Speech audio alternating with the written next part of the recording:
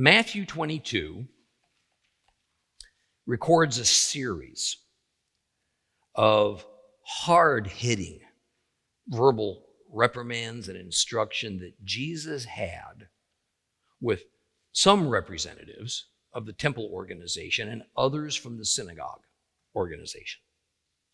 Now, generally speaking, these two organizations were populated and led by members of two different religious, political, social sects. The temple was led by the Sadducees. The synagogue was led by the Pharisees. They had quite different doctrines that they each abided by. And so the two groups remained in constant tension with one another. Except here, we find them teaming up to try to trip up Christ in order to discredit him or even to do away with him if they could find a way. Now, as we saw last time, chapter 22 kicks off with a parable that leads us to a principle about what the kingdom of heaven is like. And it involved a king holding a wedding banquet for his son. But the invited guests brazenly refused to come. Now, it's understood that these guests were the wealthy, the influential, the aristocrats, those that were highest up on the social ladder. And the reason for their refusals, well, there were several, none of which lists any particular animosity towards the king or his son. It was just simply their indifference. Their indifference. Their excuses all revolved around things these various groups of invited guests either held as more important in their lives or they just preferred to attend to something else that pleased them more. And the parable is shocking to the Jewish listeners because there is little more socially important than a wedding. And an invite to a wedding is more than a suggestion. It's an obligation. And since the shame and honor system was still embedded in Jewish society, then to not attend was a great slap in the face. It damaged the king's honor, while at the same time, it exposed those tardy guests as having poor character. Now, the king was not about to have his son's wedding banquet to go unattended. So he sent servants out to invite the common folks in at random. And their moral or ethical condition was not to be examined. It wasn't to be used as a determining factor in who was invited. And as the king inspected this unusual mixed bag of guests, one in particular stood out because he was not wearing the required wedding garment that everyone knew was to be worn for such an important occasion. And the man was bound. He was thrown out of the wedding banquet into an evil darkness. Now, the moral of the story is, for many are invited, but few are chosen. Now, let me expand upon that.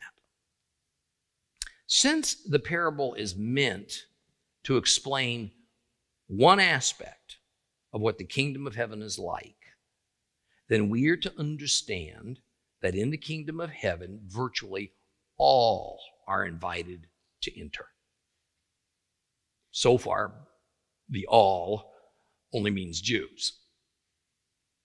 All right? Sinners, the righteous, the rich, the poor, criminals, those who abide by the law. However, there are entrance requirements, and that is symbolized by the need to wear the proper garment in preparation to be admitted. Now, all who are invited are called the many, but the few that are chosen are those who show up properly prepared for the occasion. So there's a definite sorting process going on here. Let us remember the scene. Yeshua was still on the temple grounds, jousting with the head priest, which may or may not mean the high priest, and with some Pharisees who are not approaching him in a sincere way, but rather they're only trying to find a means to discredit him or kill him. Now, this parable was aimed at them. They were depicted as those indifferent guests who were invited, but they didn't show up for the wedding banquet. The religious leadership, they were infuriated at this blatant attack upon their integrity. So they stomped off and they met together to formulate yet another attempt to trap Yeshua. And that attempt results in the famous given to Caesar that which is Caesar's proverb. Let's read about it. Open your Bibles to Matthew 22. Matthew 22, we're going to start reading at verse 15 and go to verse 22. So it's Matthew chapter 22, starting at verse 15. The Parshim, the Pharisees, went away and put together a plan to trap Yeshua with his own words. They sent him some of their Talmudim, their disciples, and some members of Herod's party, and they said, "Rabbi, we know that you tell the truth and really teach what God's way is. You aren't concerned with what other people think about you, since you pay no attention to a person's status. So, tell us your opinion. Does Torah permit paying taxes to the Roman emperor or not?" Yeshua, however, knowing their malicious intent, said, "Well, you hypocrites, why are you trying to trap me? Show me the coin used to pay the tax." They brought him a denarius. And he asked them, "Whose name and picture are these?" "The emperor's," they replied. And Yeshua said to them, "No. Give the emperor what belongs to the emperor. Give to God what belongs to God." And on hearing this, they were amazed, and they left him and went away. Now, the same story is told in Mark chapter 12. I'd like you to just turn your Bibles just a few pages over to Mark chapter 12, and we're going to read just like 4 or 5 verses there, starting at verse 13. Same story. Mark chapter 12, starting at verse 13. Next, they sent some Parushim, some members of Herod's party, to him in order to trap him with a shelah, a question. They came and said to him, "Rabbi, we know that you tell the truth. You are not concerned with what people think about you, since you pay no attention to a person's status, but really teach what God's way is. Does Torah say that the taxes are to be paid to the Roman emperor or not?" But he, knowing their hypocrisy, said to them, "Why are you trying to trap me? Bring me a denarius so I can look at it." And they brought one, and he asked them, "Whose name and picture are these?" "The emperor's," they replied. Yeshua said, "Give the emperor what belongs to the emperor. Give to God what belongs to God." And they were amazed at him. Okay, now there's some minor differences between the two accounts, but that can be reconciled when we factor in that Matthew's gospel was meant for a Jewish audience, Mark's for a Gentile one. Otherwise, they begin with and arrive at the same conclusion. Now, apparently, the Sadducees and the Pharisees went their separate ways because it's the Pharisees who come back later with yet another attempt to trap Yeshua.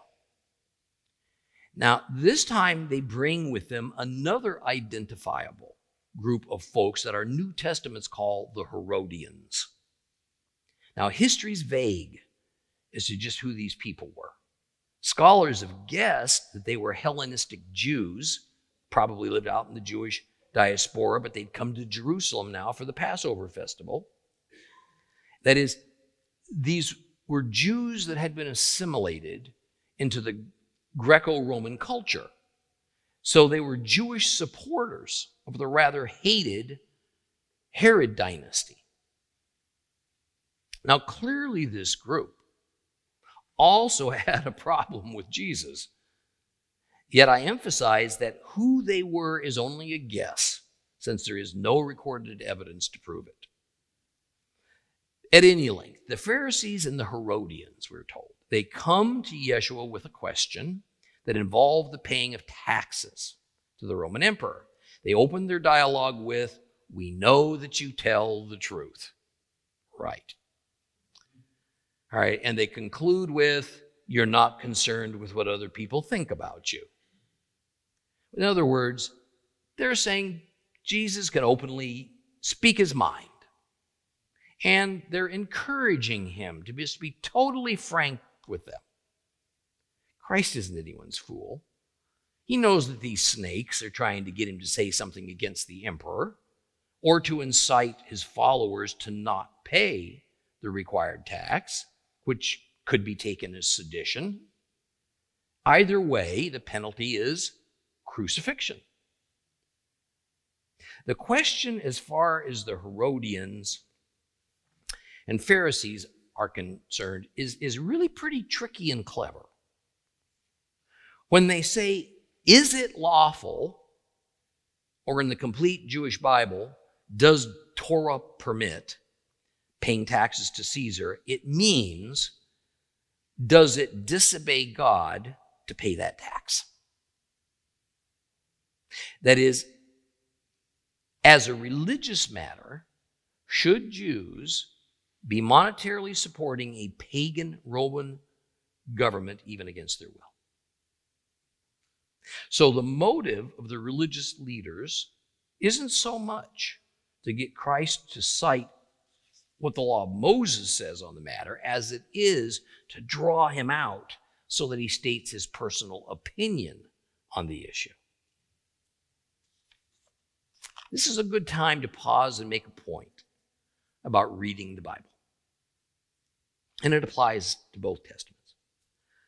Whenever Jews, or Israelites in general, are discussing the law, or what is legal, law means one of two things to them. Either the law of Moses, or it means Jewish law, halakha, tradition. By Christ's era, these two meanings had become conflated, such that it's only by the context that we can discern which is intended. And really, much of the time, Jews no longer made much of a distinction between the two. Here it means the law of Moses. The point being that whenever the Bible discusses the law or legality, it always means God's laws, not secular laws, not the laws of Gentile nations. There are a couple of exceptions to this, but when those exceptions occur, they are specific and they clearly are stated as being something other than tradition or the law of Moses. Now, such a distinction is not spoken, but it is implied here. According to the Pharisees, there is a Jewish law that says that Jews should not pay the tax. But there is also a Roman law that says they should. So, what should a good Torah observant Jew do? What would Jesus do? Little history. As it applied to the Jews, the Romans had two types of taxes that they imposed upon them. The first was called tributum soli, and that was a tax on produce from the field, stuff they grew, their crop incomes. The second was called tributum capitis, and it was a tax on personal property that everybody paid. And this second tax was usually taken by means of a census and seems to have been paid kind of a standard amount of 1 denarius per year. Not a very large tax. Now, as small as the tax was, many Jews begrudged paying it because the Pharisees had declared it as against God's will, and thus it was a sin to do so. This taxation was actually kind of rather old news in Yeshua's day. It had actually begun in the 60s BC. In other words, some 70 or so years earlier. About 25 years before the event now that we're reading about in Matthew, there was actually a Jewish revolt that began up in the Galilee in the Holy Land against paying it.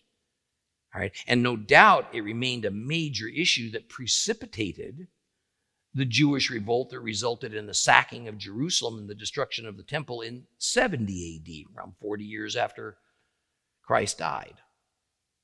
So for first century Jews, this taxation was a huge, it was a divisive, unsettled issue. It was not at all hypothetical, unlike another question about levirate marriage that would shortly be put before Jesus.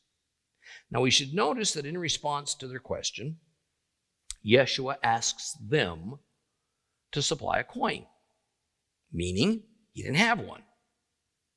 Why not? Now, since a denarius is not a large denomination of coinage, okay, then it was either because Christ and his disciples just didn't have any money with them, or because he didn't want to carry a coin with pagan imagery on it, which was as much the issue for the Jews as it was paying it as a tax. And since the Caesar was considered as divine, and at this time the Caesar was Tiberius, and also as the high priest, he was also the high priest of the Roman sun god religion, the words Pontifex Maximus were inscribed on the denarius. And his image was imprinted on the coin with words that explained that he was the son of the divine Augustus. Thus, the more pious Jews were deeply concerned about even touching what they consider to be a graven image. Yet notice that Yeshua seems to have had no pause about handling that coin himself. Yeshua lets the Pharisees and the Herodians know, in no uncertain terms, that he sees through their ploy. And he calls them malicious hypocrites. And holding up the coin,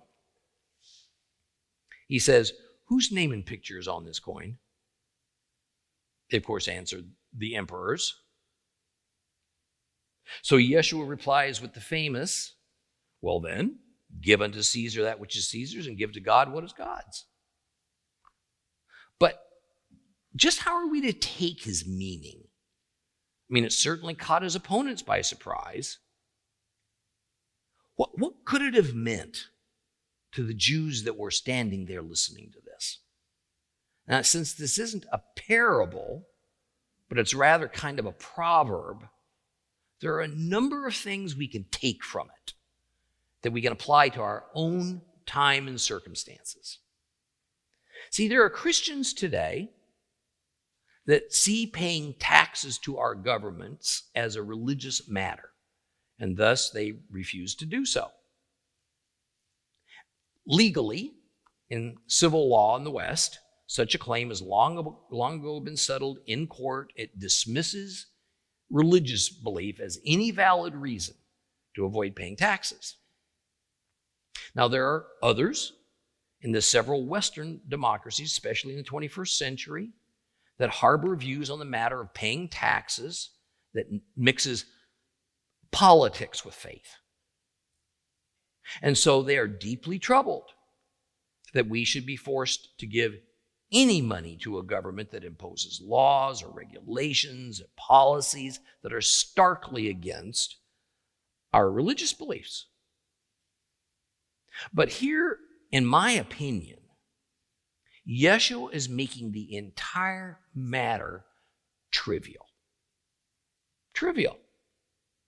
Unimportant.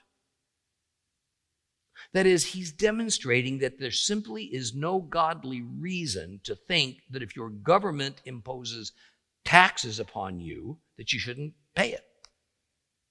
And this proves that at the least, Jesus was no zealot. He was no rebel. Nor did he seem to oppose being governed by Rome. I mean, when we back away and we look at this from the 30,000-foot view, we never hear of Christ criticizing the Roman government. We never hear of him involving politics in his teachings. Therefore, in his eyes, there is no conflict between being loyal to God on the one hand and submitting to a secular or pagan government on the other. Now, for those who followed Torah class in the past, you're aware that I've made it clear in several lessons that as much as we might like to make it so, the Bible is not an encyclopedia. It doesn't have a table of contents. It doesn't have an index that leads us to answers for every question we might have. And as with the issue of God worshipers paying taxes to a pagan government, every difficult topic that is addressed is not so simple as yes or no. The answers can at times be complex and highly nuanced. That is the case here with paying taxes with Roman coins, because that's how they had to pay them, with Roman coins to a Roman government. And even by the Apostle Paul's day, the matter was still not agreed upon within Jewish society. So Paul explained his position at length on it, that no doubt is meant as a reflection of Yeshua's proverb. We find it in Romans chapter 13. I'll just read a few verses to you. It'll sound familiar. Starting at verse 1. Everyone is to obey the governing authorities. That's a big statement. For there is no authority that is not from God, and the existing authorities have been placed where they are by God. Therefore, whoever resists the authorities is resisting what God has instituted, and those who resist will bring judgment on themselves. For rulers are no terror to good conduct, but to bad. Would you like to be unafraid of the person in authority? Then simply do what is good, and you will win his approval. For he is God's servant, there for your benefit. But if you do what is wrong, be afraid, because it is not for nothing that he holds the power of the sword. For he is God's servant, there as an avenger to punish wrongdoers. Now, another reason to obey, besides fear of punishment, is for the sake of conscience. This is also why you pay taxes. For the authorities are God's public officials, constantly attending to these duties. Pay everyone what he's owed. If you owe the tax collector, pay your taxes. If you owe the revenue collector, pay revenue. If you owe someone respect, pay him respect. If you owe someone honor, pay him honor. Don't owe anyone anything except to love one another. For whoever loves his fellow human being has fulfilled Torah. Now, what this all boils down to is that God allows preferences, but he demands obedience to moral issues. Although our morals, out of flow, I think, most of our preferences. Taxes definitely fall into the preferences category, not into the moral. Some try to make taxation a moral issue, but only if they disagree with the current policy. Now, no doubt taxation can be intentionally destructive and feel completely unfair and unjust. Yet just as Jesus states in Matthew 22, Paul in Romans 13, we can be deeply unhappy about taxation, but we are to suck it up and pay it. Not to misconstrue it as a spiritual or a faith issue. In the West, we can choose through our voting who governs over us and thus makes taxation policies. But as we all know, in democracy, our voting does not ensure that our preferred candidates will win and thus become the ones who rule. So whoever rules, whoever makes the taxation laws once made, as believers, we're obligated to abide by them. This is not opinion. Jesus said so. Paul expanded upon it to make it crystal clear. On the other hand, there will be instances, won't there, of clear conflict between government edicts and what God requires of us. Absolutely. And we live with this reality every single day. We can begin to resolve the conflict by giving to our government what belongs to our government and giving to God what is God's. Thus, money that's issued by our government would, in Christ's eyes, fall into the category of what belongs to the government.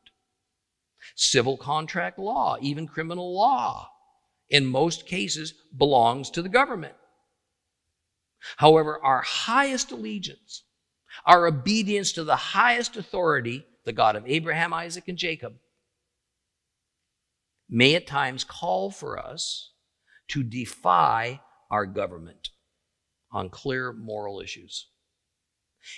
Here we go about that defiance. How we go about that defiance is just not explained. I'm going to give you one such example that is front and center in America today. It's the very serious issue, very serious, of gender and sexuality.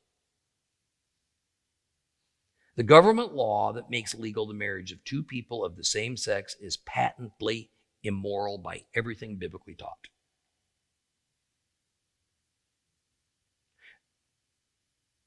That much of our society has accepted it as good and desired is one thing. That many of our Christian denominations have, or some segments of some denominations have, is another. To try to put a godly stamp of approval on gay marriage is wrong because it's immoral in every sense. Now, I've had numerous emails from folks about a person in their family who is gay and getting married to a same-sex partner. And some of the family is terribly conflicted on whether to go to that wedding to show love for that family member or to boycott it as a matter of faith in God. My answer is always the same. As a believer, you cannot be involved in such a thing. You cannot. Your involvement implies your assent to what is immoral and an abomination before the Lord. This sort of stance is going to win few friends, I promise you that. Perhaps even cause a rift in the family, but you know what? It's a price we pay for being a devoted follower of Jesus Christ. Can't have it both ways. Yet that doesn't mean we have to now completely shun or hate that gay person. That's not what I'm talking about. Yeshua sought out some of the worst sinners among the Jews. At that time, the worst were considered as the tax collectors and the prostitutes, because they too must hear about God's love. God's love that so much wants them to repent and to obey Him and to have peace with Him. In any case, Christ's answer to the Pharisees and the Herodians just set them right back on their heels. They were amazed at it. They had no rebuttal. So they left him. They walked away, no doubt, wounded and a little bit humiliated. Beginning in verse 23, we read of yet another encounter that Yeshua had with one of the spheres of Jewish religious authority. Open your Bibles again, and we're going to read it together. We're going to start reading at Matthew chapter 22, verse 23. Chapter 22, verse 23.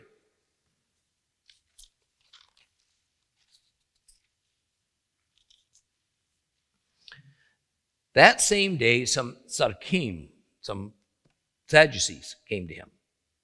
And they are the ones who say there is no such thing as resurrection. So they put him to a shelah, a question. Rabbi, Moses said if a man dies childless, his brother must marry his widow and have children to preserve the man's family line. There were 7 brothers. The first one married and then died, and since he had no children, he left his widow to his brother. The same thing happened to the second brother and the third, and finally to all 7, and after them all, the woman died. Now, in the resurrection, of the 7, whose wife will she be? For they all married her. And Yeshua answered them, the reason you go astray is that you are ignorant both of the Tanakh and that's the Holy Scriptures, and of the power of God. For in the resurrection, neither men nor women will marry, rather they will be like angels in heaven. And as for whether the dead are resurrected, haven't you read what God said to you? I am the God of Abraham, the God of Isaac, the God of Yaakov. He is God not of the dead, but of the living.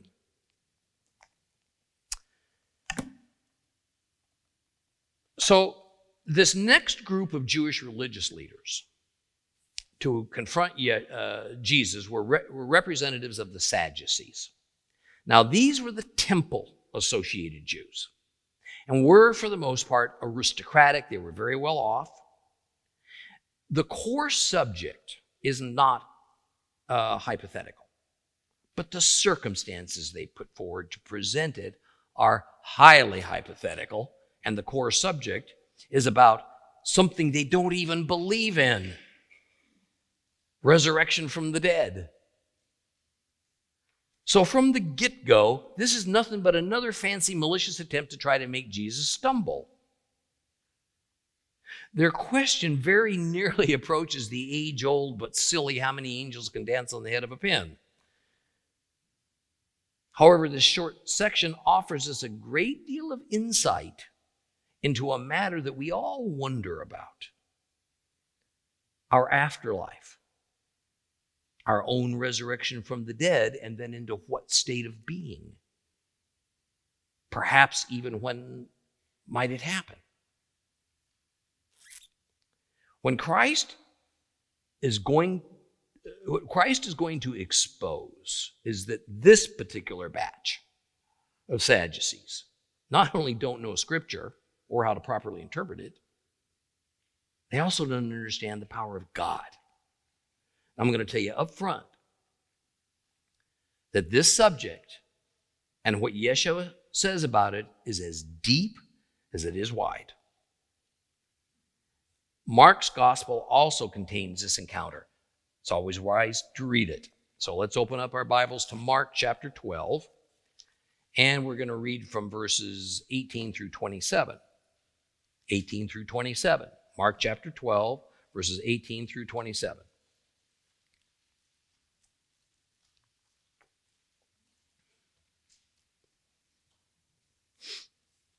Then some Sadducees came to him. They are the ones who say there is no such thing as resurrection, so they put him to a shelah. Rabbi, Moshe wrote for us that if a man's brother dies and leaves a wife but no child, his brother must take his wife and have children to preserve the man's family line. There were 7 brothers. The first one took a wife, and when he died, he left no children. Then the second one took her and died without leaving children. The third likewise, and none of the 7 left children. Last of all, the woman also died. In the resurrection, whose wife will she be? For all 7 had her as wife. And Yeshua said to them, isn't this the reason that you go astray? because you are ignorant, both of the Tanakh and of the power of God.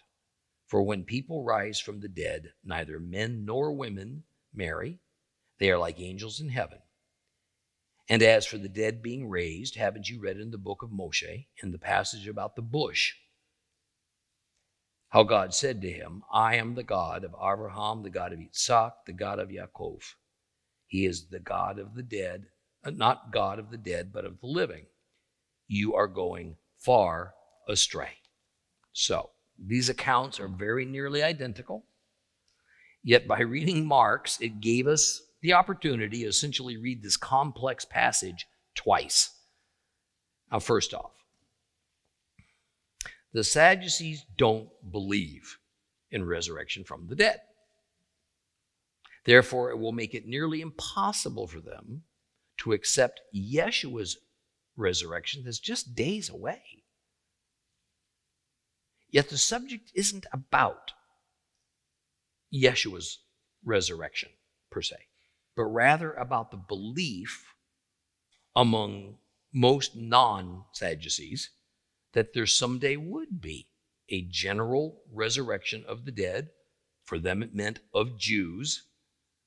So when this passage talks about the resurrection, it's actually referring more to the resurrected group than to an event. Now, what did the Sadducees believe about death and what happens afterward? Well, the Jews as a culture didn't really have a universal doctrine about death and afterlife. They certainly didn't believe that after a person died, their soul went to heaven to be with God. Rather, the Sadducees, as did most other Jews, thought there would be some kind of a shadowy existence after death. But what it amounted to, where it happened, was mostly earthbound. That is, whatever social status that one went into the grave with, this shadowy existence more or less was lived out on that same status level. And we have to be careful not to equate the Jews' thoughts about life after death with the resurrection. They're two separate issues. Now, the precise circumstance the Sadducees presented was levirate marriage and how that might tie to resurrection. Now, levirate marriage is a law of Moses. The levirate marriage law is that if in a marriage the husband dies before his wife produces an offspring, and really that meant a son, then the husband's brother, the oldest one, if he had several, must marry the widow. Then he must have a male child with her. Now, this male child will be considered the son of the deceased man for the purposes of inheritance and continuing on with his family line. Okay? Now, in Judaism, this is called yibum. And what makes the Sadducees' question all the more hypothetical and insincere is that this practice of levirate marriage was nearly extinct in Jewish society by Yeshua's day. So the circumstance they present is that a man gets married but dies before a male child is produced. His brother marries the widow. He too dies before a male child is produced. Same thing happens to a third and continues all the way until the seventh. And brother, he marries the sixth-time widow, and he too dies before the woman produces a son. So the question is, in the resurrection, whose wife will she be? Now, the idea is to poke fun at the entire concept of resurrection by showing there's no way it can work and still abide with the law of Moses. That's what they're trying to do. So it would be absurd to believe in it. Yeshua aims for the throat. He says, the reason you Sadducees believe this way is because you're ignorant of what the scriptures say and what it means when they're properly interpreted. He says that in the resurrection there will not be marrying. So the example they give is pointless. And the reason there won't be marrying is because upon being resurrected, the resurrected group will become like angels who apparently don't marry. Now, this opens this huge can of theological worms that the rabbis and Christian scholars have debated for centuries. Let's jump in. To begin with, Christ unequivocally says there will be a resurrection. As believers, we have no reason to doubt it. We have every reason to rejoice in it. Now, while we can debate exactly what our afterlife will be like, and then what the resurrection will be like, two different things, the fact that both exist is confirmed by Yeshua. Now, about this issue of angels and what resurrected humans will be like, I want you to carefully notice that this section does not say that resurrected humans will become angels. It's not what it says. It says that in respect to marriage, we will be like angels. And when the New Testament uses an analogy or it uses a parable to show how one thing will be like another thing, it does not mean that the one thing becomes the other thing. Perhaps a better phrase in modern English would be that when it comes to marriage, for resurrected humans, it will be as if we were angels. Now, the Bible is frustratingly short on information about angels. Clearly, they seem to have some ability to procreate because we read about fallen angels procreating with human females, what in Hebrew is called Nephilim. Now, the legendary offspring from their illicit mating were called giants, and it is believed the line that Goliath came from were Nephilim giants. Now, we know a few things about them, but most of what Christianity teaches as angel doctrine has actually come down from Jewish tradition. Now, because the original purpose of marriage was to procreate and to form a social unit called a family in which we raise those children, then it would be logical that once the resurrection occurs and we become immortal, the purpose of marriage evaporates. There's no need to marry and produce children because now people live forever. But what about the immense value of relationship and love within a marriage? Do the angels not enjoy that? Or is there something even greater to be enjoyed? In fact, are angels sexless? So someday we become beings without gender? Or does the way that God created the difference in humans, not just physically, but emotionally, even in gifts and abilities and roles between males and females, does all that come to an end? Big questions, important questions. But the Bible's pretty silent on them. Some Christian commentators that are obviously unsatisfied with this lack of information, and who, like me, probably place huge value in a good marriage, commentators like Ben Witherington III, say that although Christ said there would be no marrying after the resurrection, it's what he didn't say that we ought to notice. He didn't say there would be no marriage. And he means that in the sense that if one is married prior to the resurrection and both spouses are believers, then the marriage bond would continue after the resurrection and for eternity.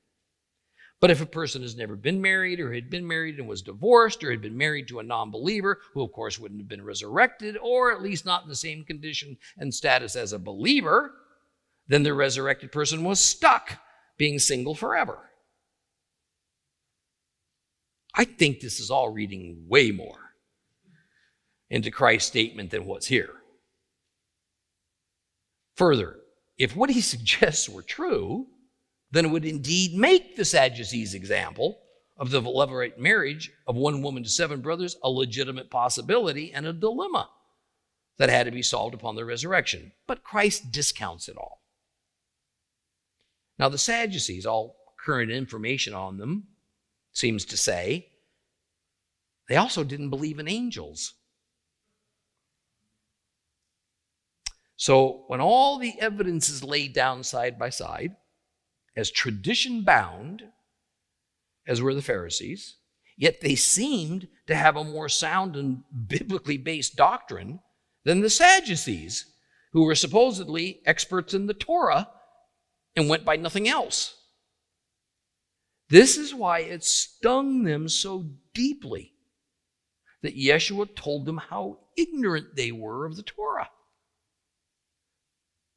And as proof text, Yeshua quotes Deuteronomy 25, verses 5 and 6, I am the God of Abraham, Isaac, and Jacob, and then he follows that up with, he is the God of the living, not of the dead.